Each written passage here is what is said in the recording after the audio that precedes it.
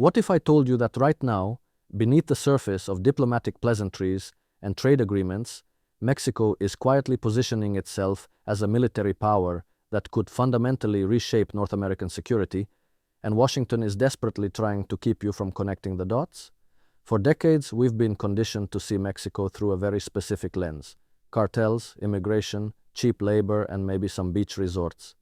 But while Americans have been distracted by manufactured political theater and endless culture wars, something extraordinary has been unfolding just south of the border.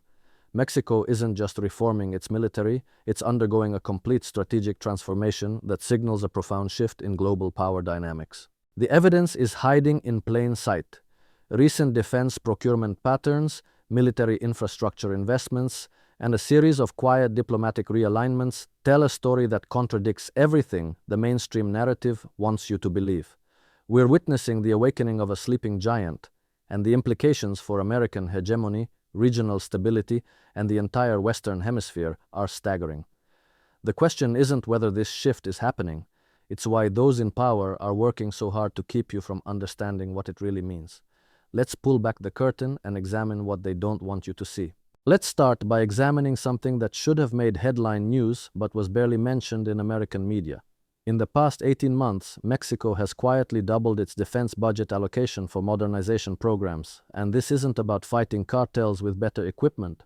This is about acquiring capabilities that have nothing to do with internal security and everything to do with projecting power and defending sovereignty against external threats. When you see a nation that has historically maintained a relatively modest military posture suddenly investing billions in advanced radar systems, naval vessels capable of deep water operations, and integrated command and control infrastructure, you have to ask yourself what they know that we don't. The timing here is absolutely critical, and it coincides perfectly with a broader global realignment that's been accelerating since the multipolar world order began asserting itself. Mexico's leadership has been watching very carefully as the unipolar moment crumbles, as BRICS expands, as the global south refuses to fall in line with Western sanctions regimes, and as the dollar's dominance faces unprecedented challenges.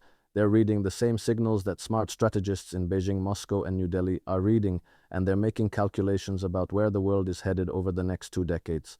What we're seeing isn't impulsive or reactionary, it's methodical, strategic, and based on a clear-eyed assessment of emerging realities. Now let's talk about what's actually happening on the ground, because the details matter enormously. Mexico has been systematically upgrading its naval capabilities in ways that suggest they're preparing for scenarios far beyond coastal patrol and anti-smuggling operations. They've been acquiring vessels with extended range, sophisticated sensor packages, and the ability to operate in contested environments. These aren't the tools you need to intercept drug runners in cigarette boats. These are platforms designed for territorial defense, for protecting economic zones, and for maintaining presence in areas where great powers might challenge your claims. The Pacific Coast installations have seen particularly significant investment, and when you overlay this with Mexico's growing economic ties to Asia, especially China, a pattern emerges that Washington finds deeply uncomfortable. The intelligence sharing arrangements that have defined the bilateral relationship for generations are also being quietly renegotiated, and this is where things get really interesting. Mexico has started diversifying its defense partnerships in ways that would have been unthinkable just a decade ago. There have been joint exercises with nations that aren't exactly in America's good graces, technology transfers that bypass traditional Western suppliers, and a general willingness to explore options that don't run through the Pentagon or the usual defense contractors in Virginia and California. This isn't about burning bridges with the United States.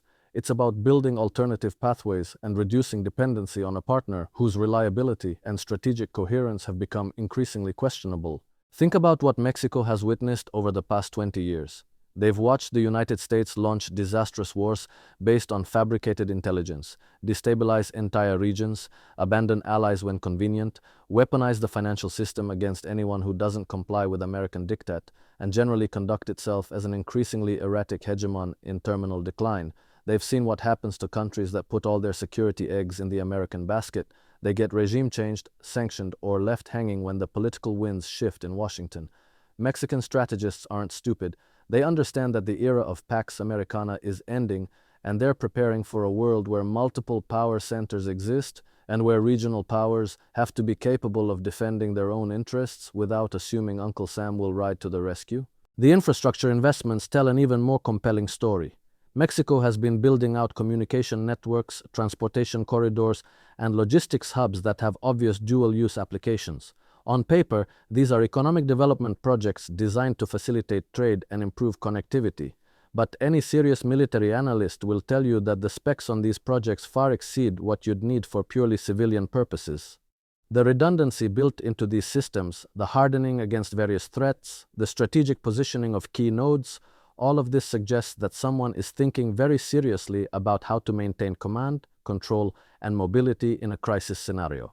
These are the kinds of investments you make when you're planning for contingencies that involve major disruptions, potential conflicts, or scenarios where normal infrastructure might be compromised. Let's also examine the human capital dimension, because this might be the most significant shift of all. Mexico has been systematically upgrading its military education system, sending officers to study in countries beyond the traditional Western sphere, and developing indigenous expertise in areas like cyber warfare, electronic warfare, and space-based assets. They're not just buying hardware from abroad and hoping someone else will maintain it, they're building the knowledge base to understand, operate, and eventually produce advanced military technology domestically. This is a generational investment, and it signals an intention to become genuinely self-sufficient in defense matters over the medium to long term. When a country starts down this path, it's not because they're planning to remain a junior partner in someone else's security architecture. It's because they're planning to be a principal player in their own right. The geopolitical context makes all of this even more explosive. Mexico sits at the intersection of multiple critical theaters. To the north, they share a massive border with a superpower in relative decline, but still possessing enormous military capabilities and a tendency toward interventionism when it feels threatened. To the south, they are the gateway to Central and South America, regions that are increasingly asserting independence from Washington's traditional dominance. To the west, across the Pacific, lies the future center of global economic gravity in Asia. And throughout all of this, Mexico controls crucial resources, strategic choke points, and economic leverage that becomes more valuable as great power competition intensifies. Understanding their own importance in this emerging multipolar landscape, Mexican leadership is doing what any rational actor would do.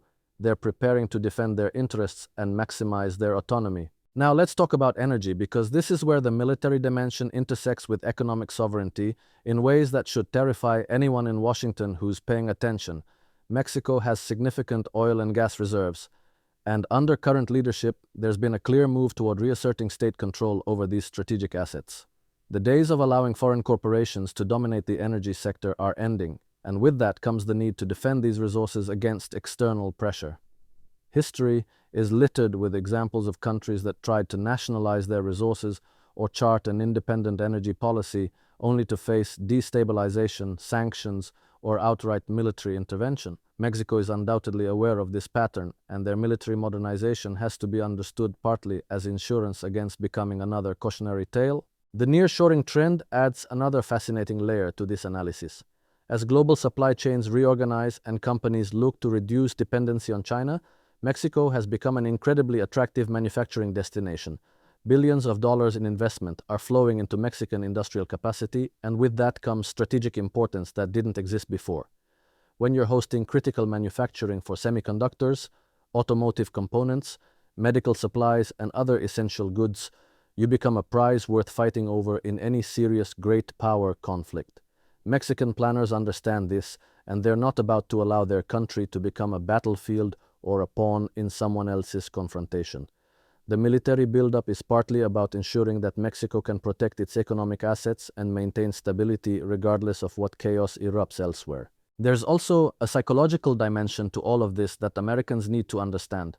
For generations, Mexico has lived in the shadow of its powerful northern neighbor, often treated as a backyard to be managed rather than a sovereign nation to be respected. The historical memory of losing half their territory to American expansion in the 19th century hasn't faded, and neither has the resentment of countless interventions, condescensions, and the general attitude of superiority that has characterized much of the bilateral relationship.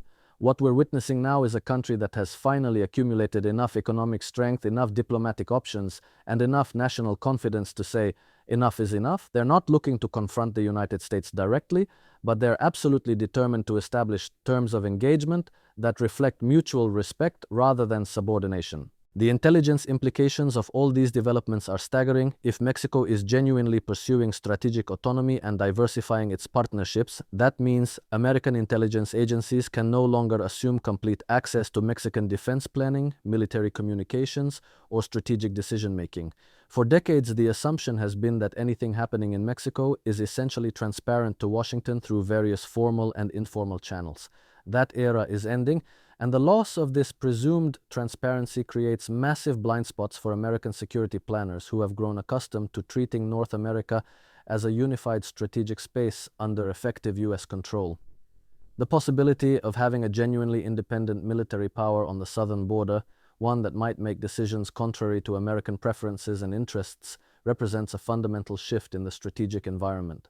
Let's consider the nuclear dimension as well, because even though Mexico officially renounced nuclear weapons long ago, the technical and industrial capacity they are developing could theoretically support a weapons program if leadership ever decided that deterrence required it. Now, I'm not suggesting this is imminent or even likely, but the point is that as Mexico builds out advanced manufacturing, gains access to sophisticated technologies through diversified partnerships, and develops scientific expertise across multiple domains, the threshold for various strategic capabilities lowers dramatically. In a world where regional powers increasingly feel they can't rely on great power guarantees, and where the nuclear taboo has already been eroded by multiple countries pursuing weapons programs, it's not inconceivable that Mexican strategists have at least war-gamed scenarios where indigenous deterrence becomes necessary. The very fact that such scenarios are now within the realm of possibility represents a sea change in hemispheric security dynamics. The demographic trends also play into this in ways that magnify Mexico's potential power. With a population approaching 150 million, increasingly educated and urbanized, Mexico has the human resources to sustain a significant military establishment if national leadership decides that's necessary. Unlike many developed nations facing aging populations and recruitment challenges, Mexico has a relatively young demographic profile that could support expanded military forces without the kind of social disruption you'd see in countries like Japan or Germany. This demographic dividend, combined with growing economic capacity and technological sophistication, means that Mexico's potential military power is considerably greater than most Americans realize. We're not talking about a minor regional actor, we're talking about a country that could, if it chose to mobilize resources toward that end, field one of the more formidable militaries in the Western Hemisphere within a generation. The cultural shift happening within Mexican society also deserves attention. There's a growing sense of national pride and capability that's replacing the previous mentality of dependence and inferiority relative to the United States. You can see this in everything from political rhetoric to popular culture to the way Mexican businesses and institutions carry themselves on the world stage. This psychological transformation is absolutely essential for sustaining a serious military modernization program, because you can't build genuine defense capabilities if your society doesn't believe in its own worth and potential. What we're seeing is a nation that's rediscovering its agency and refusing to accept the limitations that others have tried to impose. This is the kind of national awakening that historically precedes major shifts in power relationships. The question that should be keeping American strategists awake at night is what happens when Mexico fully realizes its potential as an independent power. What happens to NAFTA and USMCA when the junior partner decides they're not so junior anymore? What happens to border security arrangements when Mexico has the capability to enforce its own preferences rather than accommodating American demands? What happens to regional leadership in Latin America when Mexico offers an alternative pole of attraction to countries tired of Washington's heavy-handed approach? These aren't hypothetical questions. They're emerging realities that will define North American geopolitics for decades to come. The unipolar moment in the Western Hemisphere is ending just as surely as it's ending globally. And Mexico's military modernization is both a symptom and an accelerant of this transformation. What makes all of this particularly dangerous from the perspective of entrenched interests in Washington is that Mexico's awakening is happening at precisely the moment when American power is overstretched, American society is deeply divided, and American credibility is at historic lows. The United States is simultaneously trying to contain China, confront Russia, maintain dominance in the Middle East, and manage various other commitments around the world. The last thing the national security establishment wants is a major uncertainty on the southern border, but that's exactly what they're getting. Mexico is asserting autonomy at the worst possible time for American hegemony, and there's very little Washington can do about it without making things dramatically worse. The really crucial question is whether American leadership has the wisdom to adapt to this new reality, or whether they'll try to reassert dominance through coercion and thereby accelerate Mexico's drift toward alternative partnerships. History suggests that declining hegemons rarely manage these transitions gracefully. The temptation to crack down, to punish defiance, to make an example of countries that step out of line is almost irresistible for establishments that have grown accustomed to getting their way. But Mexico isn't some small, isolated country that can be easily bullied. It's a major economy, a significant military power in the making, and a nation with options that simply didn't exist a generation ago. Attempting to strong-arm Mexico in the current environment could backfire spectacularly, pushing them into closer alignment with powers that would be delighted to see American influence in the hemisphere diminish. So here we are, watching the awakening of a giant that most Americans don't even realize exists. The secret military moves aren't really secret if you know where to look and how to interpret what you're seeing. The investments, the partnerships, the infrastructure, the training, the strategic positioning, it all points toward a Mexico that refuses to remain subordinate and is building the capabilities to defend its sovereignty and interests in an increasingly chaotic world. This isn't about Mexico becoming an enemy of the United States, but it is about Mexico becoming a genuinely independent actor whose interests won't always align with Washington's preferences, and that reality, more than any specific weapon system or military exercise, represents the true transformation that's unfolding right now on America's southern border. The giant is awake, and the hemisphere will never be quite the same.